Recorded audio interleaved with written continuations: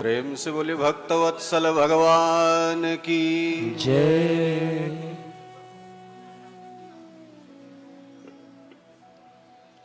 यो हर दिवं पोषयते जनानां वृंदं स्वपोषं शरणागतानां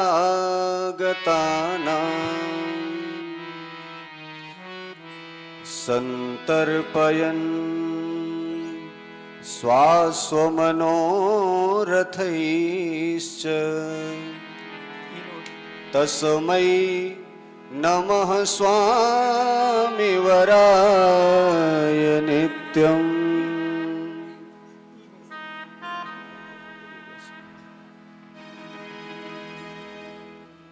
वंशी विभूषित करा नवनीरदाभात्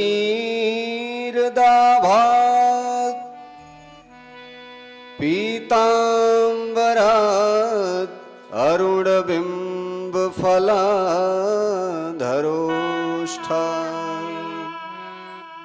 पूर्णेन्दु सुंदर मुखात् अरविंद नेत्रात्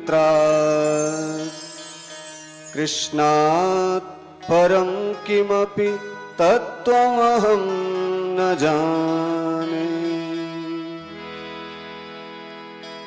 प्रेम से बोले अयोध्या धाम की जय हो। राजा रामचंद्र की जय हो। पावन पवित्र शिव महापुराण यज्ञ की जय हो। व्यास जी महाराज की जय हो।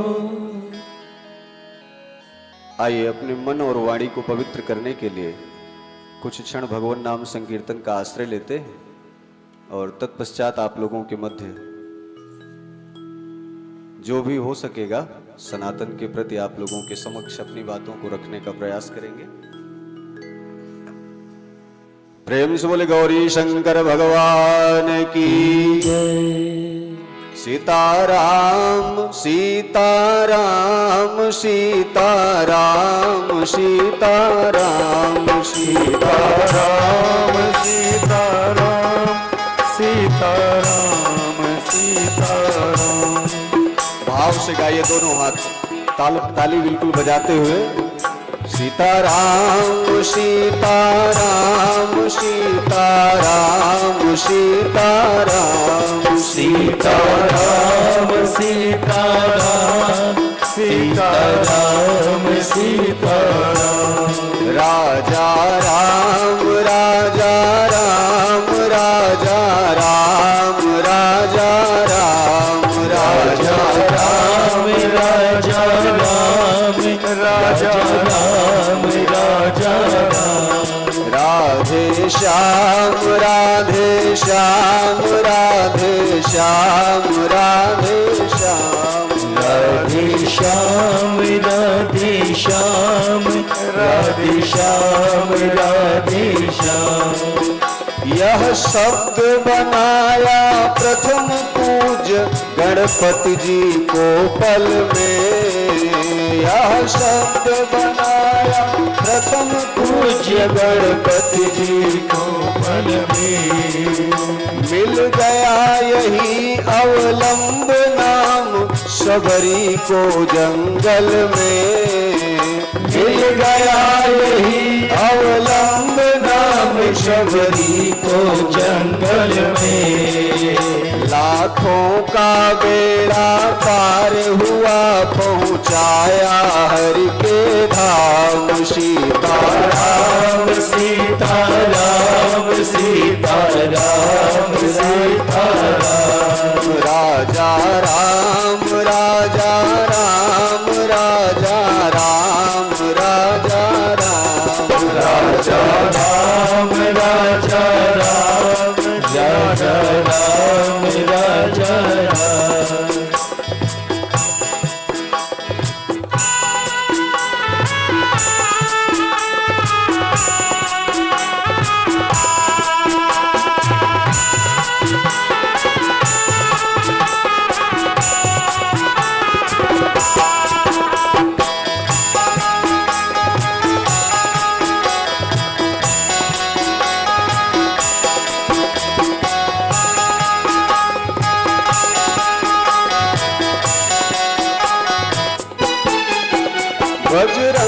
बली के बल में इसकी महिमा भारी है। बजरंग बली के बल में इसकी महिमा भारी है। ध्रुव और विभीषण जी को यह बूटी अति प्यारी है। ध्रुव और विभीषण जी को ये बूटी अति प्यारी है। प्रहलाद इसी को थे जपते नितवासर आठों याम। सीताराम सीताराम सीताराम सीताराम। राजा राम राजा राम राजा राम राम राजा राम राजा राम राजा राम राजा राम।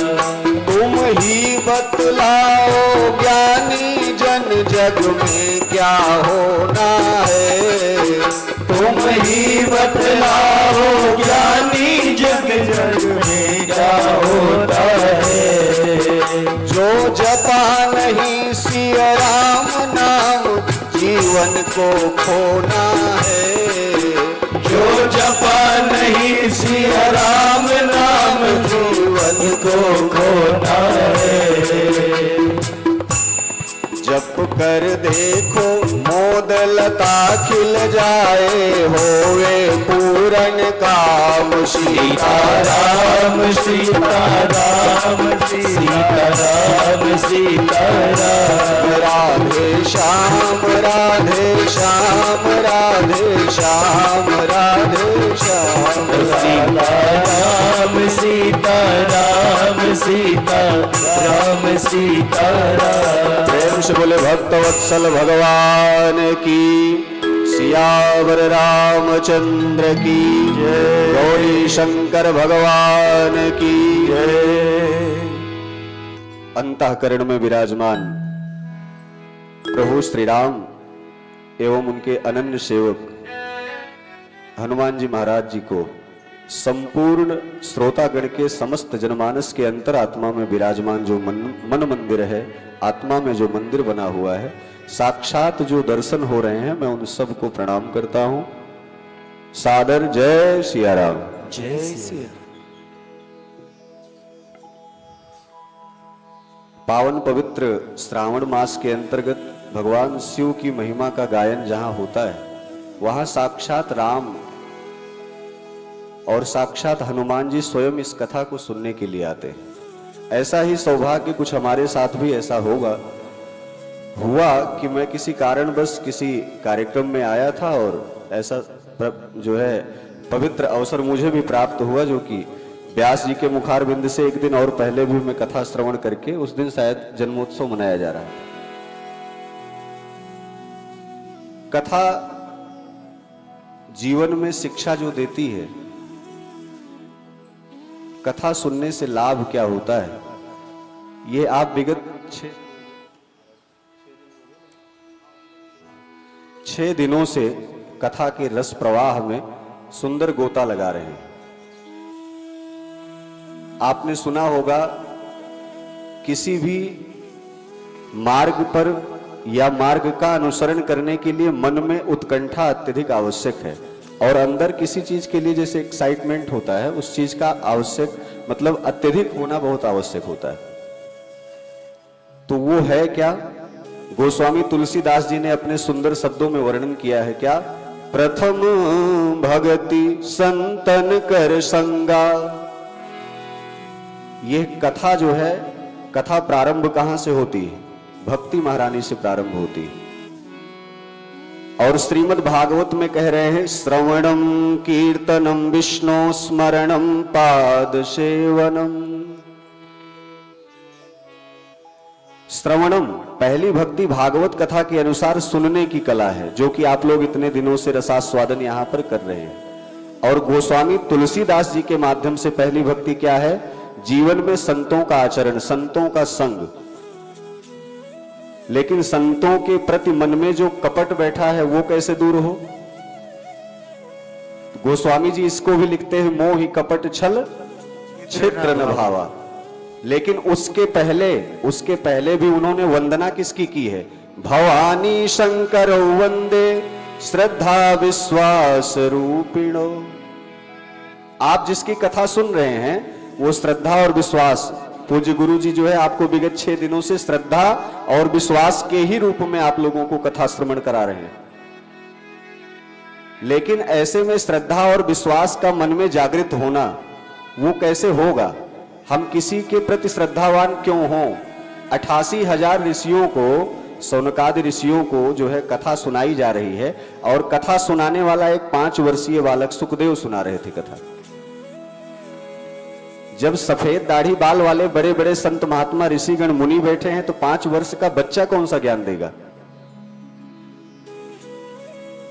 अपने आंतरिक हृदय में जब हम श्रद्धा की उत्कंठा को उत्पन्न करते हैं तो मन में ये सबसे पहला प्रश्न आता है कि हम कैसे अपने अंदर इस चीज को विश्वास जगा पाएं। श्रद्धा विश्वास रूपिणो, उसी विश्वास में ही भगवान शिव की प्रतिमूर्ति विराजमान है, जो साक्षात शिव महापुराण के रूप में प्रवाहित हो रही है। लेकिन शिव जी के बारे में साक्षात सरस्वती क्या कह रही हैं?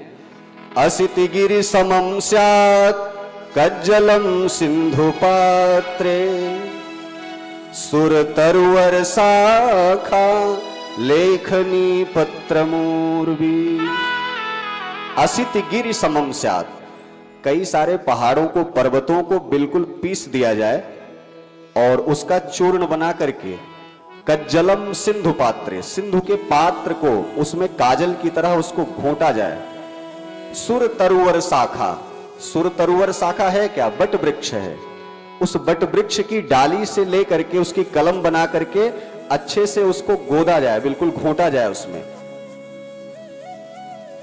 और फिर कह रही हैं शारदा जी, सुर तरुवर शाखा लेखनी पत्र मूर्वी, और लिखत यदि गृहीत्वा, भगवान शिव के लिए कह रहे हैं कि लिखत यदि गृहीत्वा शारदा सर्वकालम। सर्वकालम मतलब वो कई कालों तक अगर लिखती रहे हैं भगवान शिव के नाम का गुणगान, तदपि तव गुणानाम ईश पारम नयाति। भगवान शिव के उस वर्णन को साक्षात सरस्वती कई कालों तक अगर अपना लिखना शुरू कर दे तब भी भगवान शिव की महिमा की विवेचना नहीं की जा सकती। इसीलिए कहा गया है हरि अनंत, हरि कथा अनंता। भगवान को अनंत कहा गया है, लेकिन जब भगवान को अनंत कहा गया है तो भगवान किसके सामने झुकते हैं? इसीलिए गोस्वामी जी ने पहले शब्दों में ही विवेचना किया कि प्रथम भगति संतन कर संगा, और गोस्वामी जी दूसरी लाइन में भी लिख रहे हैं कि संत हृदय नवनीत समाना और जाने सुसंत अनंत समाना। संतों की जो विवेचना है परमात्मा के, जो उनके निगाह में, जो उनके लिए, अर्थात क्या है कि नारायण की छाती में लात मारने वाले कौन थे? महाराज भृगु थे, ब्राह्मण पुत्र थे। संतों का इतना बड़ा सम्मान, इतना बड़ा जो है आदर रखने वाले परमात्मा स्वयं है। और संत में विप्र, संत की कोई जाति नहीं होती, कोई परिभाषा नहीं होती। संत में अगर विप्र हो जाए तो कहते हैं कि विप्र प्रसादात धरणी धरोहम, विप्र प्रसादात कमलावरोहम। विप्र के ही कारण से परमात्मा आजकल भगवान बने हुए हैं। पहले भी सतयुग त्रेता द्वापर में भी विप्रों की ही महिमा से साक्षात ईश्वर को ईश्वर बनने में, ईश्वर की सत्ता लाने में संत महात्माओं, विप्रों आदि ऋषियों, महर्षियों, मुनियों की ही सत्ता थी। उनके ही द्वारा, उनकी प्रेरणा से राजा दशरथ को वृद्धावस्था में अगर संतानें प्राप्त हो रही हैं तो वो गुरु प्रसाद था, वो संत प्रसाद था। लेकिन गृह कारज नाना जंजाला, एक शब्द ये भी आता है गोस्वामी तुलसीदास जी के वर्णन में। मनुष्य जो है अनेकादि कार्यों से, जैसे आजकल फोन में पहले 2G था, 3G, 4G, अब 5G आ गया। 5G के बाद भी लोग उस फोन को सर्च करते हैं जब गूगल पे, तो इतनी बार स्लाइड करते हैं, जब नहीं खुलता तो उठा के फेंक देते हैं फोन को। मतलब दिमाग, मनुष्य का जो दिमाग है उसको जो सोचने की एक कला है, एक क्षमता है, वो बहुत ही तीव्र है। और उसका कारण कि मकड़ी जैसे जाले में मनुष्य अपने गृह कार्यों में बिल्कुल जकड़ा हुआ है। किसी ने लिखा है, एक श्लोक आता है, रात्रि गमिष्यति भविष्यति सुप्रभातम। एक भंवरा था और वो कमल कोष पर, गुरुजी कमल कोष पर वो विराजमान होकर के उस कमल का रसास्वादन कर रहा था, उसका रसपान कर रहा था। मनुष्य का जो आचरण है वो इस भंवरे से सीखिए आप। इस श्लोक में पूरा दिया गया है, रात्रि गमिष्यति भविष्यति सुप्रभातम भास्वानुदेश्यति हसिष्यति पंकजश्री। कमल पर बैठ करके भंवरा उसका रसपान करते करते सायंकालीन बेला हो जाती है और सूर्यास्त हो जाता है, कमल कोष बंद हो जाता है और उसी में भंवरा बंद हो जाता है उस कमल में। मतलब ये संसार है, मनुष्य पूरा दिन कार्य करता रहता है और थक करके सो जाता है। कमल कोष में वो भंवरा बंद हो करके सोच रहा है कि रात्रि गमिष्यति, रात बीतेगी, भविष्यति सुप्रभातम, सवेरा होगा, भास्वानुदेश्यति हसिष्यति पंकजश्री, अर्थात सूर्य की किरण भूमि पर आएगी, धरातल पर आएगी तो कमल विकसित होगा, हसिष्यति पंकजश्री। मनुष्य रात में विचरण करके पूरा दिन भटकता है और रात्रि में जब वो सोता है तो यही सोचता है कि अगली सुबह हम फिर परिश्रम करके अपने लिए कुछ नया बनाएंगे। आज वो भंवरा इतना रसास्वादन उस कमल कोष में करते करते इतना मदमस्त हो गया कि वो भूल गया कि कब सूर्यास्त हो रहा है, कि उड़ना कब है। ऐसे में वो रात्रि में विचार ही कर रहा था। इतने में क्या हुआ, इत्थम विचिंतयति कोशगते द्विरेफे, द्विरेफे अर्थात भंवरा, और इत्थम विचिंतयति, इतना विचार ही वो भंवरा उस कमल कोष में बैठ करके कर रहा था। तब तक प्रातः काल होता है और एक मदमत्त हाथी का प्रवेश उस सरोवर में, उस तालाब में होता है। हा हंत हंत नलिनीम गज उज्जहार, वो मदमत्त हाथी आती है और उस कमल कोष को अपना उखाड़ करके उसी पानी में डुबो देती है। हा हंत हंत नलिनीम, कमल को उठा करके उस जल में, सरोवर में जब डुबोती है तो भंवरा वहीं पर उसका राम नाम। यह मनुष्य ऐसे ही भटक रहा है, अनेकादि कार्यों में विक्षिप्त है, संलिप्त है, गृह कार्यों से उलझा हुआ है, लेकिन मोह माया से वो दूरी नहीं बना पा रहा है। जैसे अभी हाल फिलहाल में आप लोगों ने एक घटना दिल्ली के अंदर सुनी होगी, एक बच्ची की चाकुओं से गोद करके हत्या हो रही थी। उसी रास्ते से पुरुष वर्ग भी जा रहा था और माताएं जा रही थी, लेकिन इतने लोग होने के बाद भी उस एक बच्ची को नहीं बचाया जा सका। उसका कारण ये जो समाज है ना, ये समाज सोचता है कि लोग क्या कहेंगे, दुनिया क्या कहेगी। और आज वो बच्ची जब चाकुओं से गोद के मारी जा रही थी तो वही समाज ऐसे आंख में पट्टी बांध करके, वही माँ, वही भाई, वही पुरुष तो इतना निर्बलता के शिकार होते चले जा रहे हैं। ये फोन का जो 5G है ना, ये दिमाग से बिल्कुल लोगों को मेंटल कर दे रहा है। धर्म और संस्कृति को यदि बचाना है, धर्म के मूल को बचाना है, भक्ति को जागृत करना है, तो वो आप उसके आदर्श राजा राम हैं। नहीं तो क्या होगा, आजकल के बच्चे तो माता पिता के संस्कार, माता पिता की चीजों को फॉलो नहीं करना चाहते। उसका कारण, पिताजी भी सुबह 8 बजे निकले नौकरी पे, 9 बजे आए तो शर्ट टांगते टांगते तब तक उनकी पत्नी उन पर टूट पड़ी। वो बेचारे पानी पिए और पानी पी के भोजन किए, चुपचाप फिर फोन चला के सो गए। बच्चों के पास, पत्नी के पास उनकी समस्याओं को सुनने का समय ही नहीं है।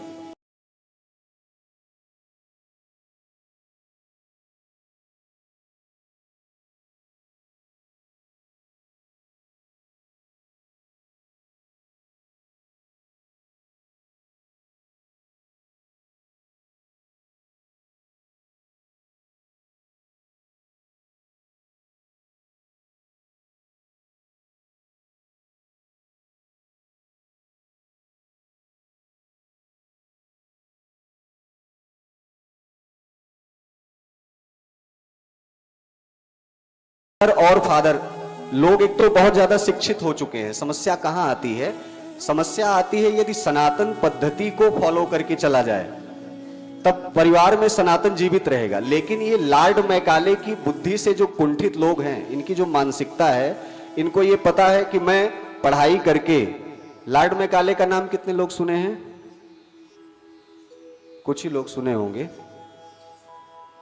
कोई बच्चा आया था परसों मुझसे मिलने के लिए, उससे मैंने पूछा कि तुम्हारे यहाँ का प्रेसिडेंट कौन है, तो उसने नाम बताया मुर्मुरू। और उसके फीस, उसकी जो क्लास की फीस थी वो 4200 रुपये प्रति महीने थी, है ना, 4200 रुपये प्रति महीने थी। हमने कहा तुम्हारे बाबा का नाम क्या है? तो बाबा का नाम ऐसे लिया जैसे गांव के किसी मजदूर का नाम लिया जाता है। उसको पता ही नहीं है कि संस्कार है क्या। बस 500 रुपए की अगरबत्ती ले आए और भगवान के सामने जलाना शुरू कर दिए, जय गणेश देवा, 5 लाख का टेंडर पास हो जाए, आराम से घर का खर्चा चलता रहे। 4 दिन बाद वही संतान ले जाकर के वृद्धा आश्रम में छोड़ के चली आती, और फिर वहां भी गणेश देवा होता रहता है।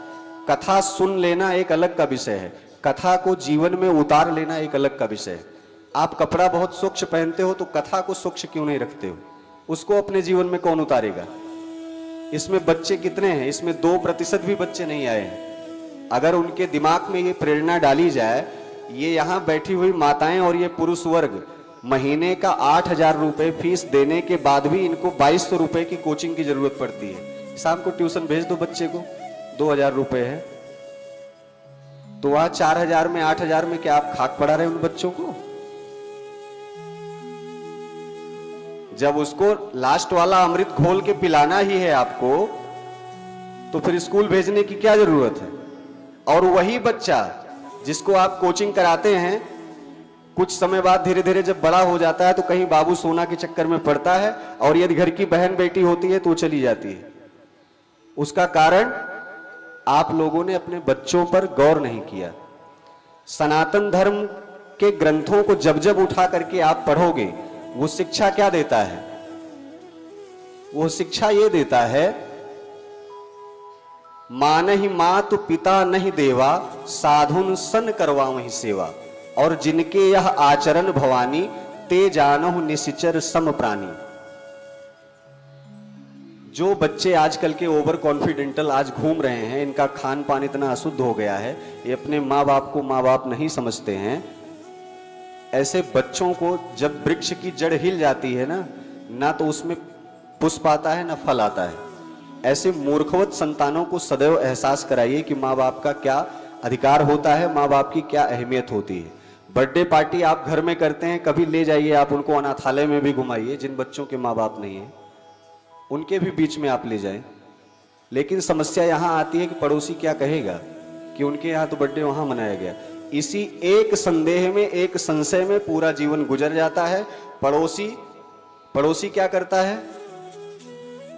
किसी भजन में एक लाइन आती है, साथी है गंग मित्र जल बिंदु पान तक,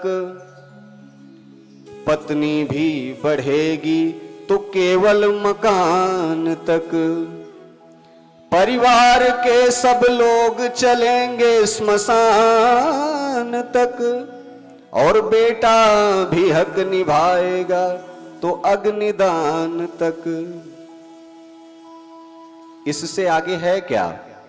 यदि इससे भी आगे अगर आपको सोचना है तो सिर्फ हरिस्मरण। अच्छा, हरिस्मरण करने की प्रक्रिया है क्या? हम कितनी देर करें, कहां करें, कैसे करें?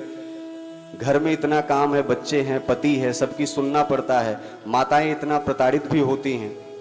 और पुरुष वर्ग क्या करता है? उदरम भरिणो जीवा वराकाह कूट भाषिण।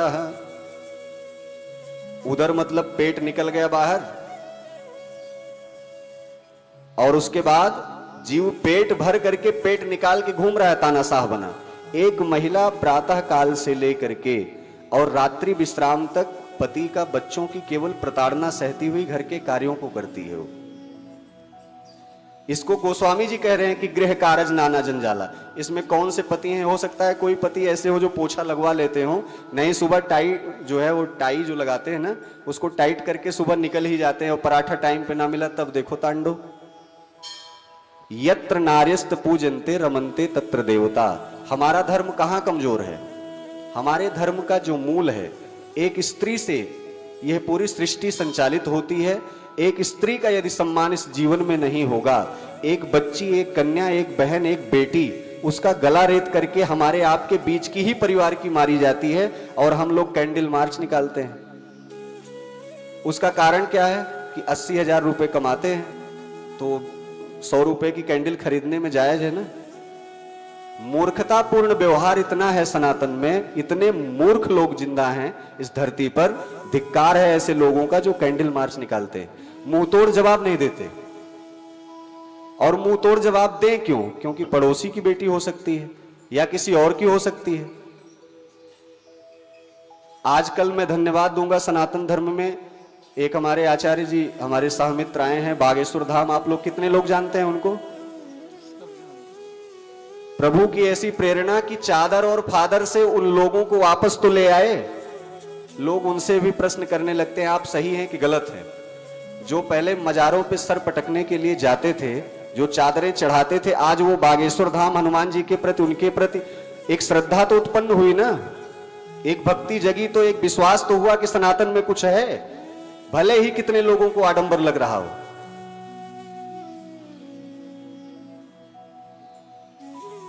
जो क्रिश्चियन लोगों के यहां जाकर के फादर फादर चिल्लाते हैं, आज वो लोग सनातन में आए तो यह कृपा राम जी की है। और राम जी की कृपा क्यों है? अश्वत्थामा बलिर्व्यासो हनुमान च विभीषणः कृपा परशुरामश्च सप्तैते चिरंजीविनः। हनुमान जी क्या हैं? चिरंजीवी हैं। ऐसे 7 लोग हैं जो चिरंजीवी हैं इस धरा पर। और चिरंजीवी कभी मतलब उसको सनातन ने, ईश्वर ने साक्षात आशीर्वाद दिया है कि आप प्रत्येक युगों में, वो चाहे हवा के रूप में विराजमान रहो।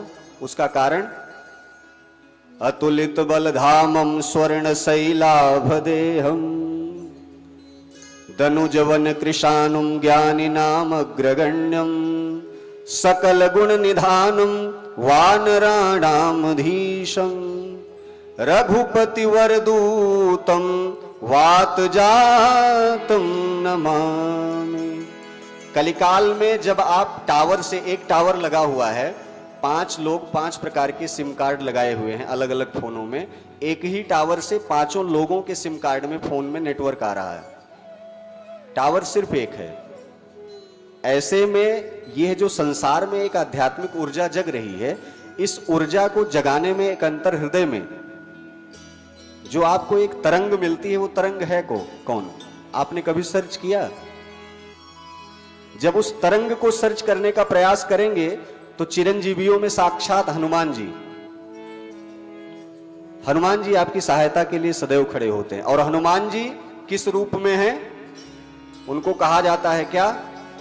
अनंत बलवंत संत हनुमंत जी महाराज की संत के रूप में देखा गया है। उनके हाथों में हमेशा करताल मजीर बजावत है। ऐसा भी कहा गया है, नरसिंह बसे प्रतिखंभन में पर काढ़िन को प्रहलाद कहा है। आज भी देवता प्रत्येक कणों कणों में विद्यमान है, विराजमान है। जैसे किसी मुसीबत में आप पड़े तो जरूरी नहीं है कि आकाशवाणी होगी।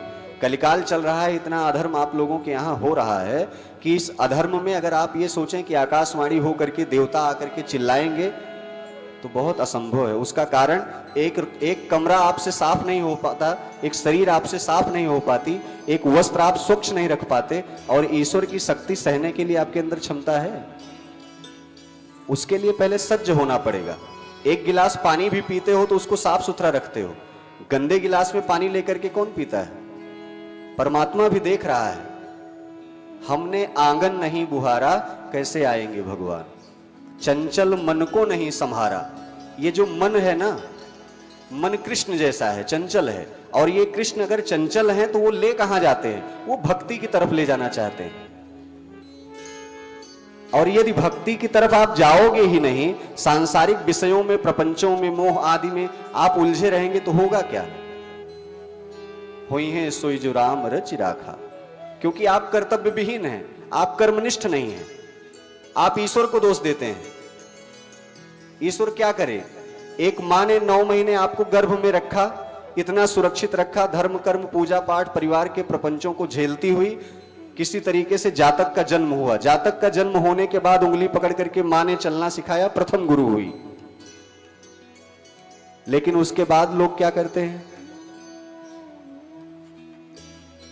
उसके बाद तो बच्चों को, आजकल के बच्चों में जो छोटे बच्चे हैं उनमें गुस्सा देखिए, क्रोध देखिए, और ये माताएं मंदिरों में जाकर के प्रसाद चढ़ाती हैं, भगवान गुस्सा सही हो जाए, पंडित जी के पास जाके कुंडली दिखवाएंगे। उसका कारण सत्यता तो ये है कि आपने अपने वक्त में उस बच्चे के सामने स्वयं को वक्त नहीं दिया और उस बच्चे को वक्त नहीं दिया। दोषी ना तो पंडित जी है, ना कुंडली है, ना ग्रह है, ना नक्षत्र है, क्योंकि सूर्य ग्रहण उसी टाइम पे लग रहा है।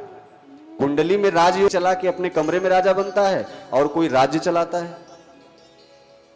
बनना किस टाइप से है आपको, और बनाएगा कौन?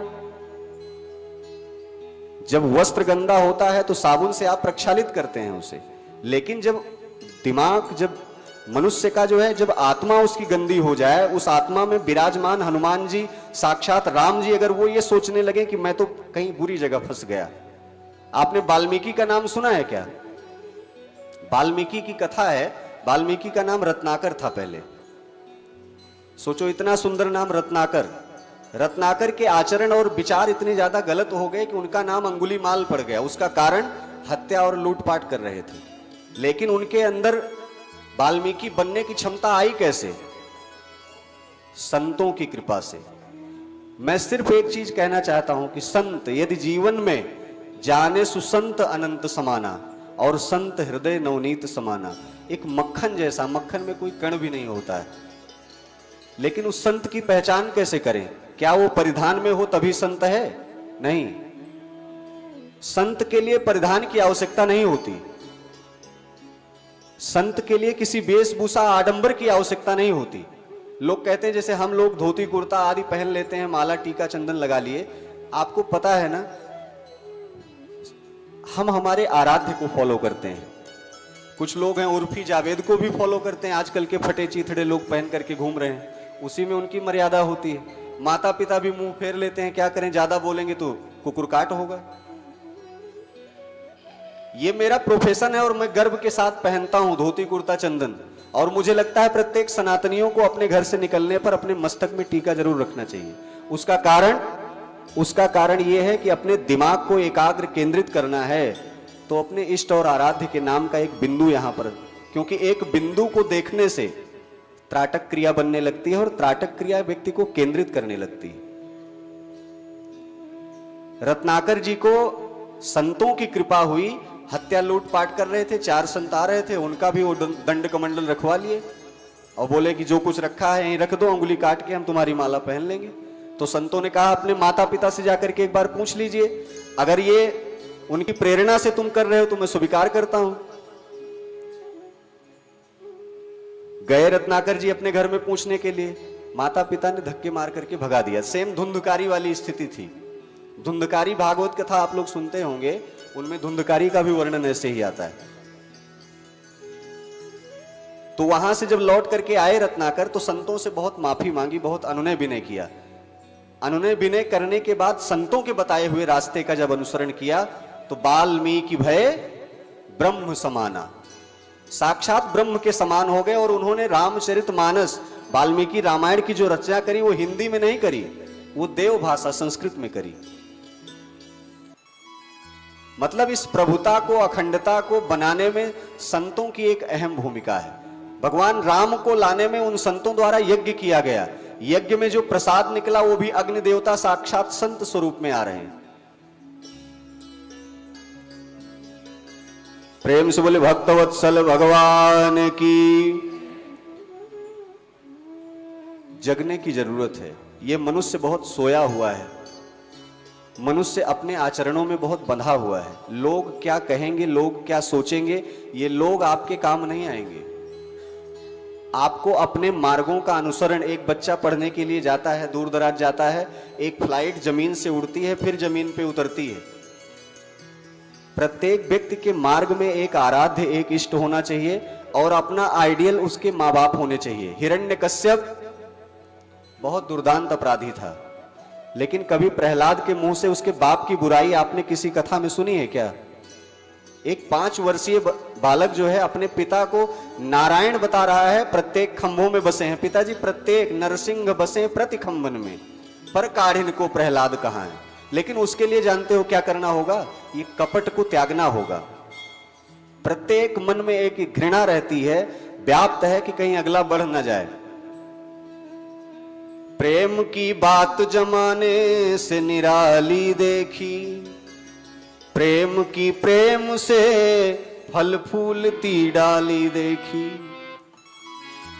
प्रेम इंसान को शैतान बना देता है, प्रेम पत्थर को भगवान बना देता है। आज वो जो प्रेम था प्रहलाद के अंदर, वो जो प्रेम था, वो जो करुणा थी, वो जो वात्सल्य था, उसके कारण परमात्मा प्रत्येक कणों कणों में विराजमान दिख रहे थे।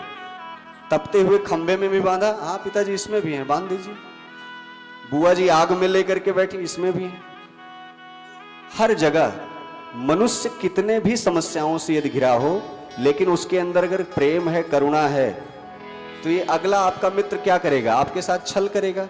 छल में वस्तुतः बल है, छल में बल है, लेकिन जब उसके ऊपर विधाता का जो लठ बचता है ना, उसको संभालने के लिए डॉक्टर के पास दवाइयां भी नहीं होती।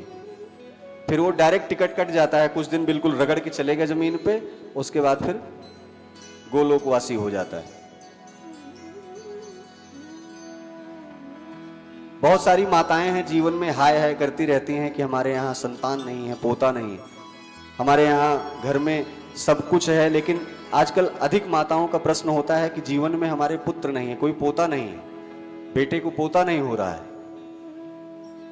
आप अपने बच्चे से तो पूरा पेट भर ही गया है, पोता आ जाएगा वो भी तार देगा कुल को। लेकिन उसके लिए भी बता रहा हूं मैं, संतों का आश्रय वहां भी लेना पड़ेगा। वृंदावन के एक बहुत प्रतिष्ठित संत थे, संत माधवदास जी। संत माधवदास जी रोज भिक्षा मांगने के लिए जाते थे, और जब जाते थे जिस गली से, उसी गली में एक माता जी का घर था। उनके यहाँ बहुएं भी थीं, सब कुछ संपन्न परिवार था वो। लेकिन वस्तुतः वहां समस्या एक बात की थी, सिर्फ पोता नहीं था, उसी से वो पूरा डिस्टर्ब रहती थी। और जब संत भगवान आए तो उनको गाली देके भगा दें, उनको गाली दे करके भगा दें। जैसे ही बोले संत माधवदास जी माता भिक्षाम दे, एक संत की करुणा देखिए, मां गाली दे रही है, उस गाली को अपने हृदय से बिल्कुल लिपटा करके वो संत भगवान लेकर के जाते थे, और पहला घर उन्हीं के घर में जाते थे उसी गाली को खाने के लिए। ये संत की महिमा है। एक दिन कच्चा मकान था, कच्चा घर था, वो आप लोगों ने सुना होगा पोछा जो लगता है आजकल, पोछा है, वो पहले पोता हुआ करता था, मिट्टी और वो सब घोल करके बना करके दीवाल में ऐसे पोता जाता था। वो माताजी पोता लगा रही थी ऐसे दीवाल पे, तब तक संत भगवान प्रवेश करते हैं और कहते हैं माता भिक्षाम दे। तो एक बार दो बार तो अनसुना करती, तीसरी बार वही पोता उठा करके संत भगवान को फेंक देती हैं। आज संत भगवान बड़ा खुश होते हैं। संत माधवदास जी कहते हैं कि चलो इतना दिन से गाली मिल रही थी, आज कुछ तो मिला। उस पोते को उठा करके अपने पोटली में रख लेते हैं किनारे, और अपने आश्रम पर जा करके उसे धुलते हैं। धुलने के बाद उसे घी में डालते हैं, और वो पूरी रात्रि घी में पड़ा रहता है। फिर सुबह वो कपड़ा मुलायम हो जाता है, और उसी कपड़े का दीपक बना करके संत माधवदास जी भगवान राम के मंदिर में एक अखंड ज्योति जलाते हैं। उसका कारण क्या है? उसका कारण यह है कि उस मां के भाव को देख रहे हैं। उसने गालियां भी दी तो दिल से दी, हृदय से दी, क्योंकि हृदय में राम बैठे थे उसकी, और वो व्यथित हो रही थी कि हमारे यहां कोई पोता नहीं है।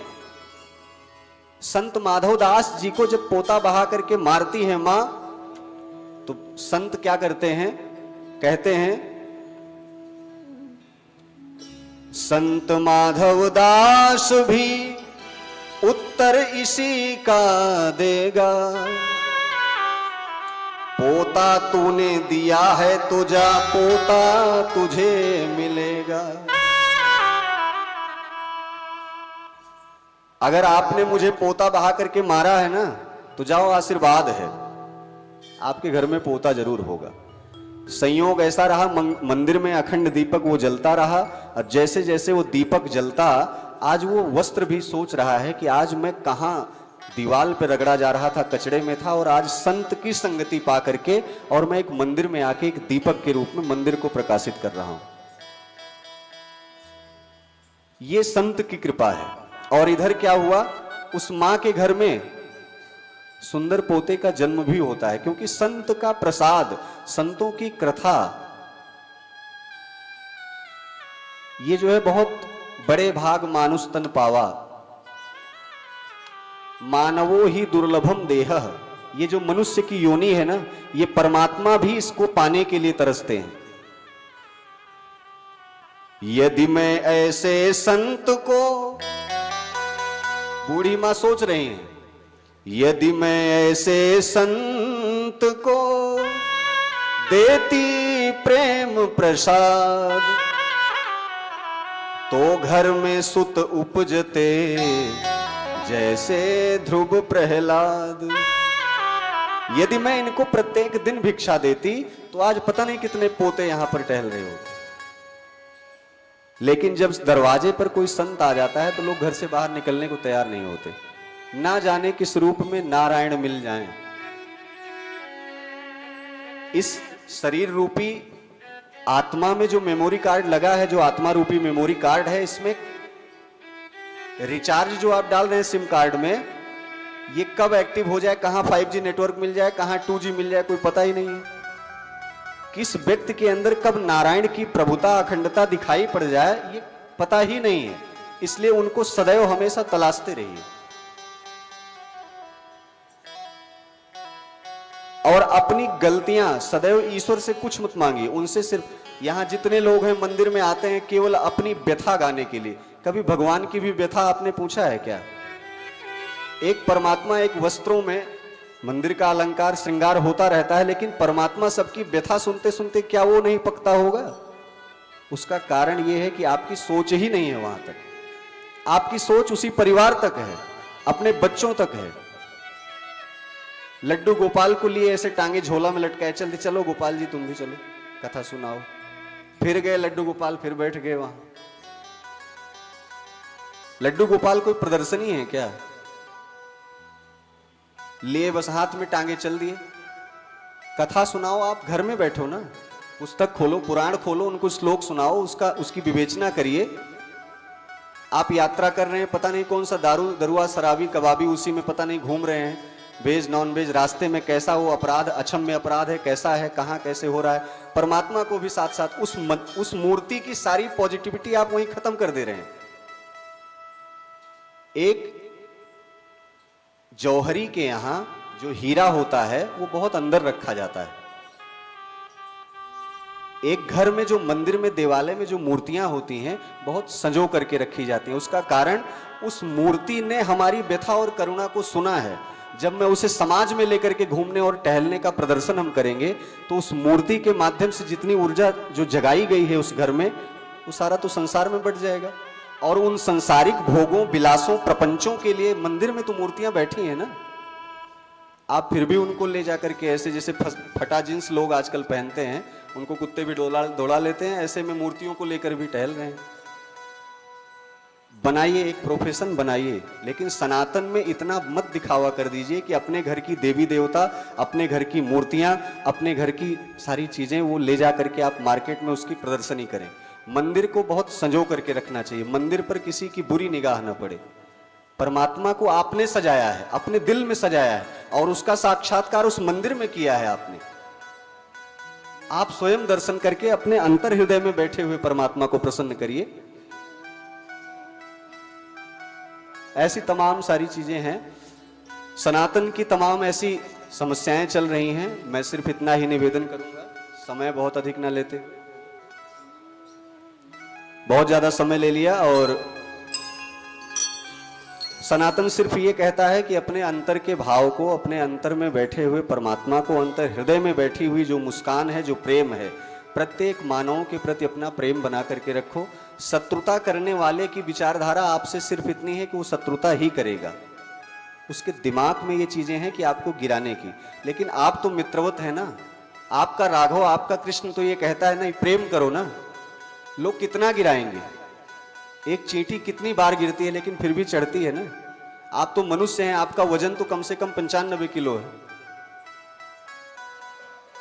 ऐसी विचारधाराओं को अपने दिमाग में बैठाएं, समाज का सहयोग करें, सनातन का सहयोग करें। सनातन आप लोगों से ही चल रहा है और मैं सबको निमंत्रण भी देता हूं। 2024 में सुंदर सा मंदिर का उद्घाटन है, रामलला विराजेंगे। आप सब लोग यहाँ इसकी प्रारूप, इसका रूपरेखा, यहाँ की मंदिर समिति, यहाँ के प्रबुद्ध वर्ग, आदरणीय तमाम सभी जो प्रबुद्ध हमारे श्रेष्ठ बैठे हैं वो बनाएंगे। जो भी हो सकेगा वहाँ पर अपना आश्रम है, अपना स्थान है, आप आएँ, आप सुंदर विराजमान होकर के दर्शन करें, घूमें टहलें अच्छे से। अपने अंदर एक प्रेम की भावना को सदैव जगाए रखें। प्रेम से बोले भक्तवत्सल भगवान की जय। प्रेम जब अनंत हो गया, रोम रोम संत हो गया। प्रेम जब अनंत हो गया, रोम रोम संत हो गया। प्रेम जब अनंत हो गया, रोम रोम संत हो गया। प्रेम जब अनंत हो गया, रोम रोम संत हो गया। छाई हरियाली समस्त रोम रोम में, छाई हरियाली समस्त रोम रोम में। बसते सिया राम जी व्यापक हैं व्योम में। बसते सिया राम जी व्यापक है रोम में। शुष्क ही बसंत हो गया, प्यारे शुष्क ही बसंत हो गया। प्यारे रोम रोम